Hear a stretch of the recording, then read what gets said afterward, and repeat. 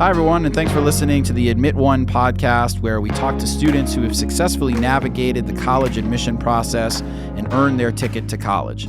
We will be reflecting on students' profiles, which will include a discussion about their academic record, extracurricular activities, and application strategy. Today's guest is Calliope, who has finished her freshman year at Brown University, and we're excited to talk to her a little bit about how she navigated the admission process. So, Calliope, thanks so much for taking the time to come and talk to us today. Yeah, thank you so much for having me. I'm excited for this. Cool. So talk to me a little bit about from a high school standpoint. Like, tell me a little bit about your high school and tell me about some of the things as you started high school. Like, what were some of the things that you were involved with? We'll obviously get into detail about some of your extracurriculars, but tell us a little bit about the school you went to and what some of the things were that you were involved with. Okay, yeah. So I'm from New York City, and I went to the Marymount School of New York, which is a kindergarten through 12th grade all-girls private school on the Upper East Side. It's very close to the Metropolitan Museum of Art.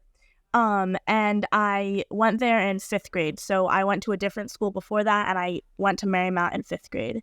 And I think that I started to do a lot of the extracurriculars that I put on my transcript when I started high school and even like my sophomore year.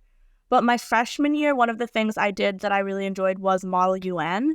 And I don't actually even think that ended up on my activities list, but it was definitely something that I started that I really liked. And it got me very well acclimated to high school, to meeting upperclassmen, to learning about other extracurriculars that I did end up putting on my Common App. And so that was one of the main things. And I ended up not doing it after freshman year until junior year again. So I skipped sophomore year because I had a time commitment issue with another thing that overlapped. But I did Model UN. I have been playing the violin since I was about 6. So I take individual lessons unaffiliated with my high school. But I was doing that, so a lesson a week and then practicing for those. And then I did 3 seasons of sports. So in the fall, I did junior varsity soccer. In the winter, I did fencing. And in the spring, I did badminton. And I was captain of the badminton team my junior and senior years. And I was not really captain, but like sort of a captain of the fencing team my senior year. So those are my main extracurriculars. So you definitely had a lot going on. Do you remember when maybe you're a freshman or sophomore, do you remember like thinking about any goals that you had from a college standpoint? Like, did you, because a lot of times people will come that I work with and they'll say to me like, oh, I'm really interested in these 3 schools. And it'll inevitably be like, Brown, Harvard, Princeton, places like that. And Yeah. They don't always necessarily know why they're interested in those places, but it tends to be, those might be the goals. Did you have goals like that when you were starting, or was that just too far off in the distance? So I definitely didn't have any goals of like where I wanted to go to college. I've always been a very indecisive person, and I didn't even like when my parents would talk about college. I would say like, stop, no, like I don't want to talk about this. So I was very not focused on specific colleges. I think the goals that I set for myself were more just about my grades. Like I wanted to get straight A's. I wanted to maintain good grades because I had done well in middle school. And I just, I wanted to push myself and take hard classes and do the most I could academically to, I guess, set up myself well for college. But honestly, when I was a freshman, I wasn't even thinking about college. I kind of was just doing it for my own gratification. Like I've always been someone who's been very academically motivated, and so I think I just wanted to do well and to get good grades just because I could. Yeah, I think one of the things you had mentioned already that I thought was pretty interesting is that you did Model UN within your freshman year, and yeah, like on your activity list, which we'll pull up in a little bit, that's not even something that's referenced. And I think sometimes I like some kids as they start, their extracurricular involvement things, they're looking for things that are going to be prominent fixtures like right away. Like, okay, what should I do my freshman year that's going to jump out? And I say all the time, like, the things you do freshman year probably aren't going to end up on your application. But talk to me a little bit about how you think that experience with Model UN, you had said that, you met some upperclassmen, things like, how did that help you to do some of the really amazing things that you did towards the tail end of high school? That's a good question. So, well, one thing I want to say even before I get into that is that no one actually told me that you could only put 10 activities on the Common App. And so some of the things that I did that didn't even make it onto the Common App, I probably wouldn't have done in hindsight had I knew you could only put 10. Mod UN was not one of those because, like I said, I really did think it set me up well. But I do wish to anyone watching this, I wish I had known that there were only 10. Um, and I did not need to like try and do everything because once I got to like sophomore, junior years, I was trying, like I was doing everything I could to have like a lot of extracurriculars. But back to your question, I think that, well, one of the main things, and this is like, it's not as noticeable maybe, but it definitely was a change in me after doing Model UN. I felt a lot more comfortable with with people from other grades. Like I was a new freshman coming into this school with upperclassmen a lot of whom I'd never met before, with new teachers and with other new ninth graders as well. And I think that before doing Model UN, I was a little bit more shy. I wasn't really outgoing. And I think Model UN really helped me because, you know, how Model UN works, you're talking, you're representing a country, and you're speaking on behalf of that country, usually to come to some kind of conclusion and some kind of, you know, a way to fix an issue. And so I think I just became a lot more outspoken. I became comfortable sharing my ideas and advocating for a country in this case. And that advocacy played a major role in my college application, I think, just in general. And I just learned to be comfortable. We would do like mock committees within the classroom, and I learned how to, you know, stand up for myself and to talk with people who were older than me and argue my point of view and stay strong and not be intimidated. And I think Model UN really was the reason for that. Also, the moderator of Model UN he turned out to be my sophomore year history teacher, and the class was very hard, but he really liked me because of Model UN, because he already knew me, and that helped a lot just in terms of, you know, you always want your teachers to like you. And he, you know, when I went to him and I asked him what I could be doing better in the class, he took the time to meet with me and really like work me through it. And I always felt very supported by him. And I think had I just met him when all of my peers did in the history classroom, I would have had a different experience with him as opposed to what I had because of Model UN. So yeah, that makes sense. And I think that like one of the things that's really important about just developing your profile, right? And I talk to kids about that all the time. It's like, okay, we got to think about how you're going to develop your profile to do things that are unique and interesting and stand out. And sometimes people kind of scoff at like, oh, what does a profile development look like for a high school student? They should just be doing things that they like. And that's 100% of what I mean. Like, you should do the things that you like to do. You should just do them in ways that are different from what your peers are doing. And I don't personally think that that's any different than like anything else in the world. As you become a college student, as you become a professional, like you're always trying to think about what are the things that you're going to do. And the question I get a lot of times from families is tends to be like, okay, so what should my child do? And again, I'll pull up your activity list in a minute here, but like one of the things that's pretty evident from some of the activities that you took part in is that you were able to think critically and to be innovative and kind of entrepreneurial and think about like what are some of the things that are elements in your world that you feel like you could change. And that's really what I mean when I'm thinking about like profile development, is taking the kind of foundational tools that you have through things like Model UN or through, you know, being active in 3 different sports or playing the violin or whatever it may be, and then build off of those to create something new. So I'd love to talk to you a little bit about, because we'll get into your essays where you talk about some of your STEM stuff and Stampede and those types of things. But I'm wondering, like, service seems to be a big part of your activity list and your involvement there. Can you talk to me a little bit about like the role of service and kind of how your involvement kind of evolved from a service standpoint? yeah, of course. So Marymount is a Catholic school. That's also something I don't think I mentioned. And it's part of the RSHM, which is the Religious of the Sacred Heart of Mary, which is a network of schools. And one of the things, because they're Catholic schools, one of the things that they really work hard to instill in their students is a love of service and a love of giving back, and just a idea of what philanthropy looks like at the high school level and even before.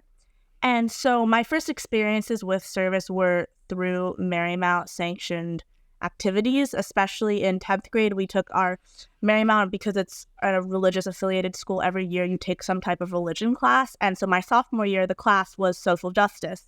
And for social justice, what we had to do was we had to partner with find an organization, partner with an organization, and advocate for a grant of, I believe, $10,000. And the program was called Impact. And so my organization was a organization in the city that worked with single mothers and single parents to make sure they were set up well for the future, and it looked after their children as well. And my group, actually, we were able to successfully get a $10,000 grant. We were one of the winners, which was really cool. And that was probably my first really big experience with service. Before that, I'd hosted a few back in middle school. I had done a purse drive with a shelter in the city called Women in Need, where I had encouraged my fellow classmates to bring in a purse stuffed with toiletries for Mother's Day. So I had done service before Impact, but Impact was really the first big thing I did. And then in 11th grade, my friend and I created something unaffiliated with Marymount, and that was one of the things that was very prominently featured on my common application. And we called it Blessings in a Pop Grip. We partnered with an organization called Blessings in a Backpack, which fed public school-aged children, K through 5th grade. It fed them on the weekends, because a lot of the time when schools provide lunch, that's great during the school week, but then on the weekends, their family might not have the resources to give them 3 meals a day or even 2 meals a day. And especially during COVID, when the kids then weren't going into school, there was a huge hunger, and there was a lot of food insecurity just within New York City alone. So my friend and I created these pop grips. I don't have one on my phone anymore, but they're grips that you put on the back of your phone to help you hold your phone. So we created these, and then we sold them to people, and all the proceeds went to the Blessings in a Backpack organization. And so we started that in 11th grade, and we've been doing it. I mean, not as much now, but throughout senior year, we were still very much advocating for the organization. And we ended up raising, I forget the exact number, but we ended up raising so much money that we could actually partner with a school in the Bronx, because there was so much money that we had raised that they could extend the Blessings in a Backpack program to another public school. And so we worked with this school to specifically feed their children and to provide meals to their children. And I really liked doing that because it kind of provided a face to the service I was doing. I am very passionate about social justice, and I like doing service, but I think a lot of the time there's a disconnect between the people doing the service and the people who are receiving the service. And seeing that the money we were raising went to this school, and actually ended up being thanked by the children and by the teachers, and seeing a direct connection between the people we were helping and us, I think made the service all the more meaningful for me. And that was probably my main, I think that's what you'd see in my activity section. That was my main service experience throughout high school. And that was definitely in part because of my Marymount education and because of Impact that I did in 10th grade. So yeah, it's crazy. I mean, it definitely leaps off the page. And I talk to kids all the time when they'll say things like, "Oh, all families will say, should my child do service?" And I'm like, well, I mean, ethically, sure, I think that they should, but if that's not something that they're driven by or interested in, just saying I did 50 hours of service, that's not something that is elite or leaps off your college application. But I made $50,000 for this. Well, that's elite. That's going to jump off. So I have a couple questions, kind of backtracking a little bit. So it makes a lot of sense, the cause and trying to provide meals and those types of things. Did that come from anything? Where did you have experience with a group? Because obviously, you live in the city, and that's probably a part of just common knowledge. But there's a lot of people who theoretically could do something like that, and they don't. So what was it that kind of drove you for that particular cause? Yeah, so I think that, like you said, one of the main things was just that we were in the city, and my friend, her name's Marcy, who did it with me. And Marcy and I think both had experiences with seeing people who were food insecure, seeing kids who are food insecure. One of the memories that I always think of when I think about what, encouraged me to start doing this was I remember on Thanksgiving probably about 5 years ago at this point, my mom was cooking our Thanksgiving dinner and she forgot, I think, like yams or something, and she sent me to the grocery store. You can't lose the yams, man. Can't forget the yams, exactly. No. So she sent me to the grocery store on Thanksgiving, on like the evening, to pick up yams. And on my way, I was right in front of the grocery store and I saw a man, and I don't remember if it was his wife and a kid or just a kid, but it was a man and then like a younger kid. And I believe it was his child. And they were trying to raise money to get a turkey for themselves for Thanksgiving. And obviously seeing that and knowing that I was just running in to get something to eat and then going back, or getting something for Thanksgiving and then going back to my house and my, big Thanksgiving feast, obviously seeing that is it's a very sobering experience. And my mom had given me cash, so I didn't have enough money to buy him a turkey or anything, but I think I got him and his kid like a little chocolate medallion and a ginger ale because I had asked them what they wanted and they said that.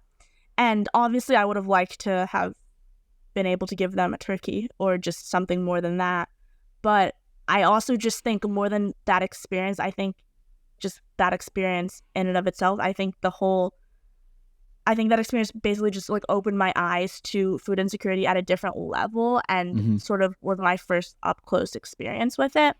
And because there is like such a food disparity in New York, I mean, there are obviously extremely wealthy people and then certain areas in the city are very poor. I think there's a really large gap between the food insecure people and then, food secure people. And that was my first experience seeing it up close. So I'd known about it before, but after seeing that, and it just that stuck with me throughout like the next couple of years. And so when I think back to what made me think about starting the Blessings in a Pop Grip thing, I think it was probably that experience. And of course it's hard to isolate a specific experience, and I'm sure I had other experiences down the line or before that, but that's the one that I remember very vividly, and that really made me realize like, oh, this is something that really affects real people and their families and their children, and something like you can do something about too, right? I think and you can do something about it. And it doesn't need to be this huge thing. I mean, obviously what Marcy and I did for Blessings in a Backpack was amazing, but you also don't need to do something to that extent to give back and to help and to just sort of share your privilege in a way and extend that to other people. So. Yeah, I always I've read lots of applications from students who go on 2-week service trips and those kinds of things, and obviously that's great. That there's value to doing those things. But I remember distinctly one application I read from a student was he talked about how he went on this service trip for 2 weeks or whatever it was, and then he's flying back home, and on the flight home he starts thinking to himself like, I was just there for 2 weeks, I think I did some good, but the reality is like the situation I'm leaving isn't going anywhere, and was the service for me to feel better or was it for like these people? And so instead of just leaving it as a one-off, he then created an organization in his community to create more funding and to get more people down there. And I think that to me is the idea that you're trying to think critically, right? And like all colleges are going to talk about your ability to think critically and to be innovative. And that at the end of the day is really what you're trying to do. And I think you do obviously a really good, amazing job with that throughout high school with this program. So the other thing I wanted to talk a little bit about is the Stampede program that you have as well. So tell me a little bit about what that developed from and kind of the direction that you took for that. Yeah, so that's going to be a long answer. No problem. But basically, Girl Stampede is an initiative I started in my junior year where basically the idea is that it's for women in STEM, and I reach out to women and ask to interview them, and then I interview them, edit the interviews, post the interviews, and the idea is that young girls who are, my age, a little older, a little younger, will watch the videos that I record with these women and learn about a bunch of different careers in STEM that they could potentially do when they're older. And so my original inspiration for it was actually through the field of paleontology. So we're going to talk about my Common App a little bit later. I believe I allude to paleontology in the personal statement, but I also might allude to archaeology. I'm not remembering 100%. We'll pull it up. We'll go through it because that'll also be a big part of your actual Brown application. Yeah. But yeah, so tell me a little bit about kind of how it starts. Yeah. Yeah, so I loved and love paleontology. It was very much a hobby of mine and something that I hope in the future to take to, the next level. And I would go on paleontology digs with my father. He's not in science, but he is really passionate about science. And I loved them. We would find really cool. I remember finding a shark's tooth for the first time when I was probably like 6, maybe a little older, but still very young. And just being mesmerized by it. I thought it was so cool. And so I loved paleontology, would go on these digs multiple times a year in New Jersey. My grandparents own a house in Florida, so also in Florida, once in Nova Scotia in Canada, so just all over the eastern seaboard. And I would love them, but when I got a little bit older, I realized that, I was the only woman, and especially the only young woman going on these digs. There were occasionally women, like older women with, a husband or a male friend or something like that, but I was always, without a doubt, without question, the only young girl. And I was lucky because I had my father there to, support me. But at the same time, I would have loved someone, like me, like an older woman who wasn't there with someone else, who was just there by herself, or other young girls who were super interested in paleontology. And I never had that. And so when I got at first I noticed it when I was younger, but I didn't really have the means or anything to do anything with that. And so when I got a little older, when I was in high school, I would always return to that. And I think that I formed the idea of Girl Stampede long before I actually started it in my junior year, but I was thinking, how great would it be to create something where I could look for other female paleontologists, and I could find these women and speak to them and ask them questions. And then at first I didn't do anything with that, and then I did, and I started Girl Stampede for paleontology. And what's funny is that even though it started for paleontology, it so very quickly expanded to all of STEM, because I very quickly realized that while I like paleontology and while I want to find female paleontologists, there are so many other girls who like other very niche areas in STEM, or not so niche, but just areas in STEM, who don't see any women in, older women in these careers. And you talk about that in your essay. I think you do a really awesome job, and I'll bring this up. So, and this is such a Brown question, in my opinion, of like, tell us about a time that you were challenged by a perspective that differed from your own, and how did you respond? And so you talk a lot about, you were interested in paleontology. You have this idea to create a platform for other paleontologists, and then you're struggling a little bit to find the right people to interview, and you get advice of like, why don't you broaden the search to have other people that are females in STEM? And your initial reaction is like, I don't want to do that. That's not what the idea is. And but like, you go in that direction, you learn from it. And I think that you do a really good job in this of being able to talk about something that is an elite component to your profile, right? Stampede, to be able to provide some depth and some context as to how you created that. But you don't focus on necessarily like the perspective that's different. A lot of times when kids write this or respond to this essay, they respond with primarily focusing on like the challenge that they faced. And you talk a little bit about that, but then you spend almost your entire second paragraph talking about, the perspective that you're going to get from other females within STEM in general is broad based, and so you learn from that. And I think to me that's a really important part, is that you're not necessarily saying, okay, this was just a challenge that I faced and I learned a lesson, but it also gave you something that you wouldn't have had otherwise, and so you're able to kind of expand on what that elite component is within your profile. Yeah, exactly. And yeah, I remember when, when I had that meeting with the paleontologist, when I had that interview, I really was like not sure if I wanted to do that. And I mean, I respected her. I thought it was an interesting idea, but I didn't know if I wanted to, like, I wanted to be the one to undertake that. I mean, Mm-hmm. paleontology is a specific area, but did I really want to expand to all of STEM? And that's a lot.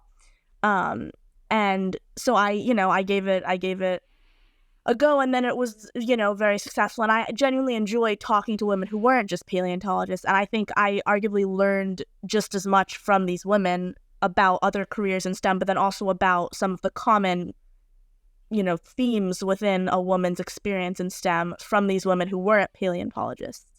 Yeah. And yeah, it was, yeah. No, It's I great. think it's so interesting. So when you then create this organization, like talk to me a little bit about the structure of the organization and like how many people are involved and those kinds of things. Yeah, so, well, it's just me. It's Yeah. not like a huge organization. But I'm like the one, who interviews, who edits, who posts. It's basically on me, which is like a lot. It's a lot of effort, and it's very time consuming, especially, when I'm in college. Now I have a lot of other stuff that I'm doing, so it takes a lot to make sure, like, okay, I have an interview scheduled today. Like, I have to make sure that gets edited. I have to make sure this, whatever the issue is, I have to make sure that I have it all under control. The format of it is, I mean, you could even look it up right now. The website is girlstampede.com. And once you're on the main website page, there are a couple of tabs. So there's a tab about me and my journey. There is a tab that has all the interviews. The interviews are posted in 4 parts. So each one has a name. You click on one of the parts, and then it brings you to YouTube, and that's where you watch it. There's another page that's like Girl Stampede in the news. So when I've gotten any press, I have put it there just so people can see that, like, okay, this is not necessarily an accredited website, but it's one that has actually gotten coverage, that's actually a legitimate thing. And then I have a page for this thing I do called Wisdom Wednesdays, where I ask all the women, if you could describe being a woman in STEM in 3 words, what 3 words would you use? And yes, that's the website right there. And so I think I have a page for Wisdom Wednesdays. Yeah. And you click on there, and then you can see all their like little video clip responses. Anyway, so I have that. And then I have, like the contact us page. Anyone watching this, if you know a woman in STEM, feel free to go to the website and Definitely contact us. And then I have Instagram, of course. So on Instagram, it's a little less structured, but it's like posts. It's if I see a TikTok or an Instagram or something related to women in STEM, I'll post that. Or I'll just, let my followers know that I have a video that has been uploaded to YouTube, and I'll maybe post a clip for it in Reels.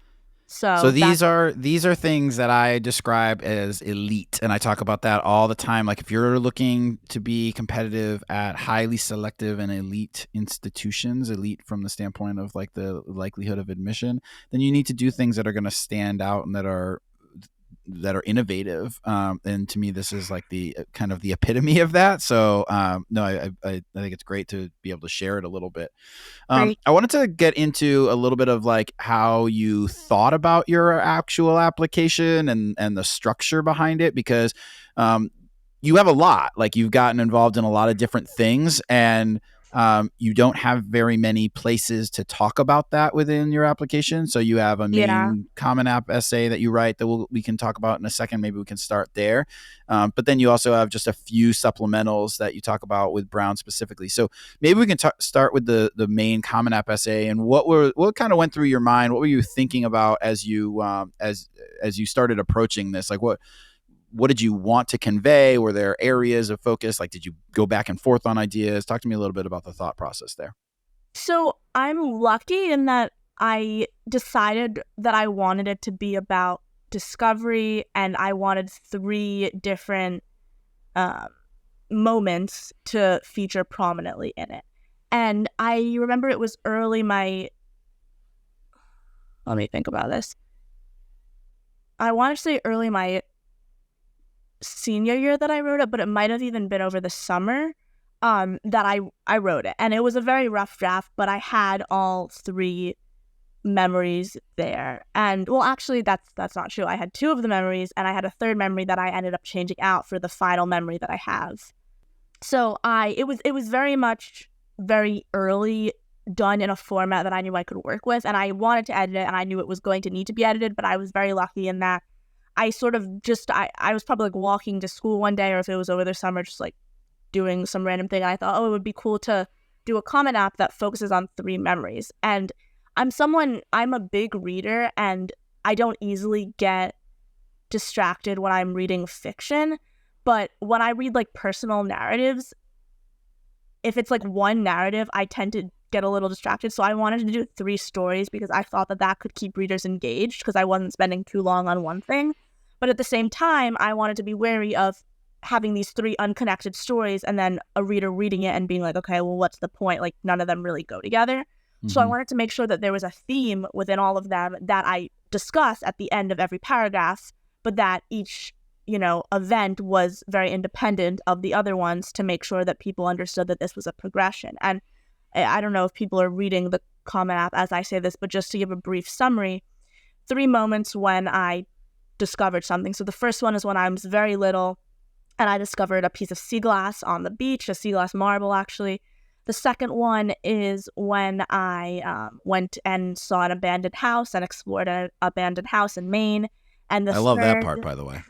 Thank you. And the third is when I was on a fossil dig. So yes, I do mention paleontology, but I actually say that I found a spear point, which is an archaeological artifact and does not have to do with paleontology, but I was on a paleontology dig when I found it. And that was when I was older. And so I had these 3 events, 3 different points of my life. They all talk about discovery. They all address my innate curiosity, which also was a very prominent aspect of my application. But they're all unique stories, and they're at different points in my life. So I think I try and articulate why and how these 3 stories affected me when I was these different ages, and like how I used my curiosity when I was, a 5-year-old versus when I was a 9-year-old versus when I was a 15-year-old, or whatever the ages I included were.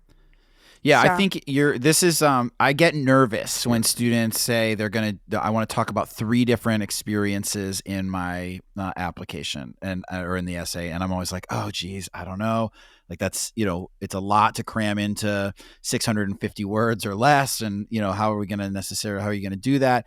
But I think you do a really good job, especially when thinking about the context of the rest of the application and what your voice is. So I think this and from a reader's perspective, like generally when we're reading applications, most readers will review the transcript first and testing and things like that, and then they get into the main college essay. That's typically the next one, and then they end with the supplementals. So I think from a planning standpoint, and you may not have even thought this through, but from a planning standpoint, like this, I think gives this like introduction to the idea of curiosity and discovery, and you've had these different moments, and it's very good writing, and you tie these things in together really well as well. So I think that it's a really good personal statement.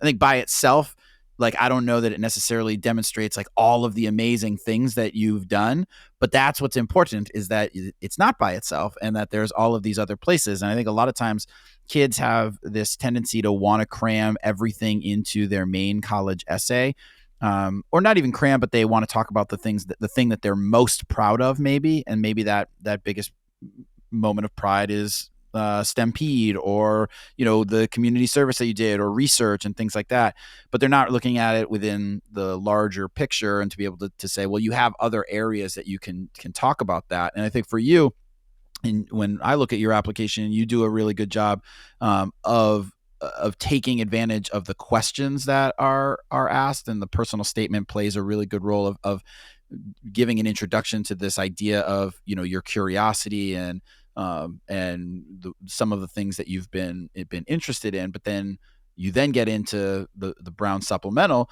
where you're able to talk about different elements. And so we'll talk quickly about the open curriculum question, which for those of you who are listening, Brown generally asks a question. They have an open curriculum where you can kind of broadly explore different topics and take classes across various disciplines, which is very different than a lot of schools where maybe you're restricted into particular classes and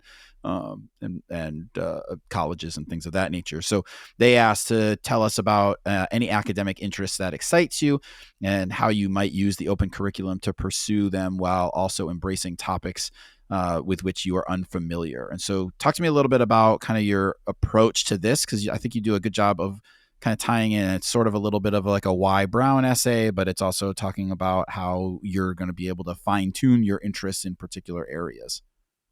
Yeah, so I think with that one, now this was like over a year and a half ago at this point, so I might not be exactly spot on with how I answer this, but if I remember correctly, I had like a much longer draft of that one that I ended up having, because I mean, I love Brown, I ED'd to Brown, I have so many ways to answer why Brown, but it was, I think this is like a 200 word essay, or 200 to 250 words, and so I didn't have room for all of that, and so I think very early on I was just cutting out a lot. And I do still think that it like gets just to the main point of what I wanted to say, and it didn't need to be longer, because I think I still do an effective job of talking about why Brown, and then also saying why Brown specifically for me, and like why I would use the open curriculum to, foster this curiosity that I have that I mentioned in the Common App, and succeed at Brown.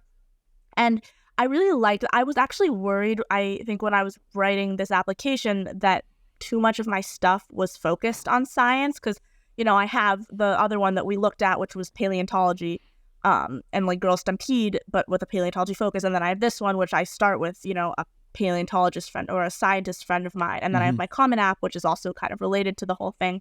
But I actually think that ended up working in my favor, because it shows a very coherent application, and one that really has like a lot of strengths, but also has this one main through line throughout the whole thing. And people can really, I think, understand my story and like who I am as a person and as a student through looking at those essays. And I liked that essay as well, because I think I just balance like talking about like the scientific aspects of how some scientists study a singular bone in a body, and how that really stuck with me. And then also how I would try and do that same thing, but then also expand my experience at Brown by taking all these classes that I mentioned. So yeah. Yeah, and you talk, and I think that sometimes this is missed for students, where they see a why do you want to go here to this school, or why do you want to do this particular program, and they talk almost exclusively about what they're going to do when they get to the school, which I 100% think that there needs to be elements of that. But it also is an opportunity for you to talk about what are the things that you've already done, and how are you going to utilize the institution and the programs that are available to the institution to build off of the things that you've done. And so you talk about, the internships that you've already done, and some of the coursework that you've already been a part of, and how you want to build off of those things. And I think that that's sometimes a missed opportunity for students, where they talk almost exclusively about what they will do, but there's an element of like, okay, why are you prepared for this, and how can you build off of that? So you don't, and especially when it's 200 to 250 words, like that's not a lot of space to get into it. But I think it is important to try. Yeah, it's like it's just crammed in there a lot of times. But I do think that that's a really important aspect of these why essays, is like try to get elements of the things that you've done to try to provide as much context about who you are and what your background is as well.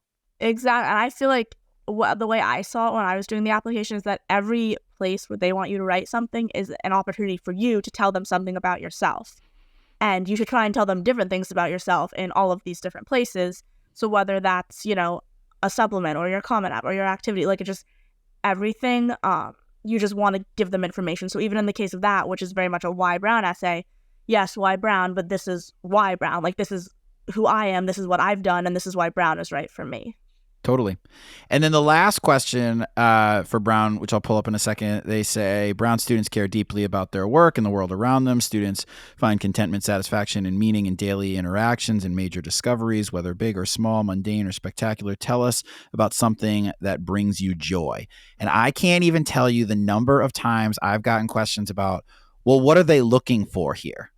And I'm like, I'm like, they're not looking for anything. They're looking for you to be creative and to talk about, what you've done. And I'll pull this up in a minute, but like, you definitely take a little bit of a chance here. So, what do you remember thinking about this essay? I love it, but did you remember thinking about like, I think I'm going to give it a little bit. I'm going to be a little risky on what the response looks like.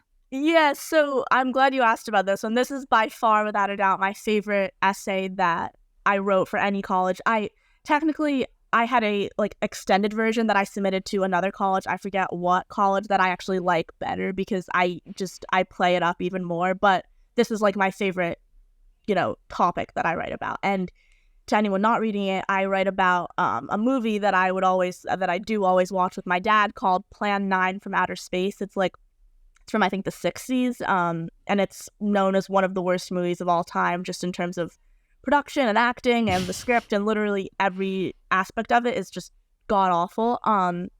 And I love watching it. My dad and I have an absolute ball. It's very funny to watch. And when I even before thinking about this essay or what I was just writing it, when I heard about joy, I associate such an intense joy with watching this movie with my dad that I thought it would be the perfect response. And I know it is risky. It's very much,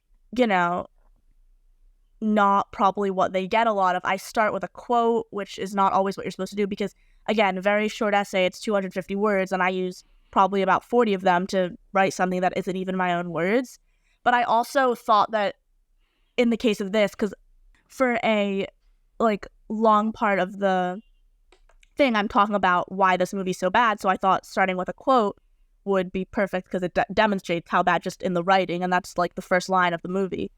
It just demonstrates how bad it is. And I maintain the show don't tell thing when I'm writing, and so I think I was showing them in that part and not telling them, so that's why I stand by including the quote. But I also think that, when you think about it, I was trying to think about it from the perspective of someone reading this. And at this point, I'm sure they'd read thousands of essays about, someone's dog or someone's grandfather, whatever it is. And that, I'm sure people can write amazing essays about that. And, props to whoever does that. But at the same time, I wanted to give them something that I knew no one else was going to write about and that was just very out there. And I did take a chance, but Brown is, Brown is the type of school who would like you to take a chance and who would want you to have fun with an essay. And I definitely had fun writing this. I still go back and read this one just because it's a good, it's a fun essay and it was a fun topic. And this was also one of the ones that took me I fine-tuned it a lot, but once I wrote the first draft, a lot of what I wrote stayed just because there was only one way I wanted to write it and I was able to articulate that and follow through with it. So yeah, and it's authentic too, right? I think that's so there it's sometimes when a student tries to be funny or tries to be risky, it comes across as kind of cheeky or just sort of lame. This is it's clearly something that you've thought about, that's a part of you, and it just shows it. You get to this and think about it again from the reader's perspective. I think that's hopefully the biggest takeaway from this conversation for anybody who's watching and listening is think about it from the reader's perspective, right? And we go back to your main essay. And you write, this essay about your curiosity, and you show these different, talk about these different experiences, and they all tie together. Great. So that's one element. Then you have an element about Stampede and your involvement in that, and what that's been like. And so you're talking about this pretty elite experience that you have. Then you're talking about why the open curriculum, why Brown, and you're able to talk about different. I've been a part of different research internships, and I feel like I can build off of that in these ways due to my curiosity, coming back to that and tying that in. And then at the end, you get this this essay about a terrible movie, and you're able to talk about why it's important and of interest to you, and it just adds a human element to it, I think, amongst a lot of other really amazing experiences that you've had and that we talked about today. So yeah, I think I don't it's risky in the sense of it's not talking about your research or internships or whatever, but it's also it's a really selective school, and from a reader standpoint, it's pretty rare that they're going to come across something about this, with that type of delivery. And I think your voice also within your writing remains pretty consistent throughout in just different ways. Sure. Sometimes a little bit more professional, sometimes a little bit more like, tongue in cheek kind of a Sure. thing. But I think it ties together really well. So it was a super interesting application to look at. Thank you so much. When Yeah. when you look back at it now, is there anything that you would change? I always like to ask that. Or obviously it worked out for you, but like, if you look at it now, is there something you would do differently, do you think? It did work out well for me, which I'm very thankful about. Gosh, I don't know. I mean, nothing off the top of my head I would do differently. I spent just so much, like, I can't even describe to you how much time was put into every single aspect of my application. Some people are just naturally, they can put it together, no problem. It took me a very long time, and I ended up actually getting deferred from Brown, and I got in regular decision. And even after I got deferred, I was still writing things for Brown and sending a letter of continued interest, and just the whole process took so long and I was so meticulous about it that I think it's hard for me to want to have done anything differently. Like, I wouldn't have wanted to write about other topics. I wouldn't have wanted to get different letters of recommendation. I wouldn't have wanted to include different activities. So I think I put so much effort into it up front that in hindsight, I'm still very content with what I did. Now, had I not gotten into Brown, it would probably be a different story, and I'm sure I would have had areas that I would have wanted to change maybe, but You can overthink anything, really. Yeah, I think that I really put a lot of time into it, and hopefully, at least according to Brown, I put a sufficient amount of time for me to get accepted. So I think that's I the don't think biggest. I'd change anything. Yeah, that's a big part of it too. Is like, as a student, if you're getting ready to apply, you only get one shot at it. So put together the best application that you can to put yourself in the best position possible. And whether you get into the school or schools that you're interested in or not, and some schools will read that essay and be like, "Oh my gosh, this is so good, this is so funny," and then some school might read it and maybe they had a bad tuna fish sandwich for lunch and they're irritated or whatever, and they're like, I don't get it, I don't like it. Like, that's just gonna happen. And so as long as you're happy with it, yeah. Honestly, I probably wouldn't want to go to a school that didn't like the essay, because it's totally. I like the essay, and so if the school didn't have a sense of humor about it, or they weren't looking for that in their essay, like, okay, like, I wouldn't really want to go to a school that thinks like that. Yeah, so. Probably not a good fit. Yeah, I think that the ED thing is an interesting one too, or an interesting aspect, because I've had a lot of students that I've worked with and that I know from other colleagues that have applied ED, and if you're not familiar, early decision is binding. So in theory, if you're admitted to that school, then you will matriculate. You'll go there. So the schools generally have a higher admit rate for students who apply during the early decision period because they know that they'll enroll. But schools also have a relatively high percentage of students, at least even anecdotally, of students that I've worked with and talked to colleagues about, where they applied ED, they didn't get in, but then internally the school knows, well, this is probably their first choice, so we can't take like 95% of the kids during ED, but it's still pretty high up there for them, so it's still a pretty good chance that you're gonna that they'll end up enrolling. And so you will see a lot of times students who will get deferred that then get in during the regular decision period. And I think it's just a point of, if you do apply ED and you get deferred, that doesn't mean that the road is over. It may be more frustrating and challenging at different times, because you now, instead of knowing in December where you're going to go to college, are probably waiting till like March or April. But sure. The road isn't necessarily over at that point. No, definitely not. And I actually wasn't even sure I was going to go to Brown, because there were other schools that I had gone into that I liked. And I actually, for me, and I'm sure everyone who gets deferred says this, but in a way, in hindsight, I was a bit glad that I got deferred, because it made me get to actively choose Brown. I wasn't forced to go there. I got to look at all my options, look at everywhere I got in, and say, no, like, I still want to go to this school. Like, I still think it's the best fit for me. And had I gotten an ED, I'm still convinced I would have obviously, loved it, and it would have still been the best fit for me.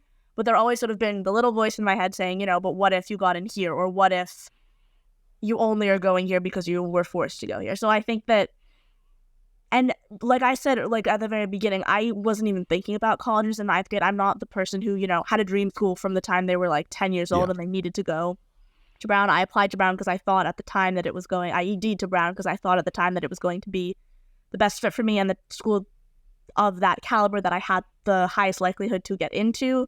And so maybe for someone who has been obsessed with Brown since 10th grade, EDing and getting in right away would have, or since 10th grade, since like first grade, would have been,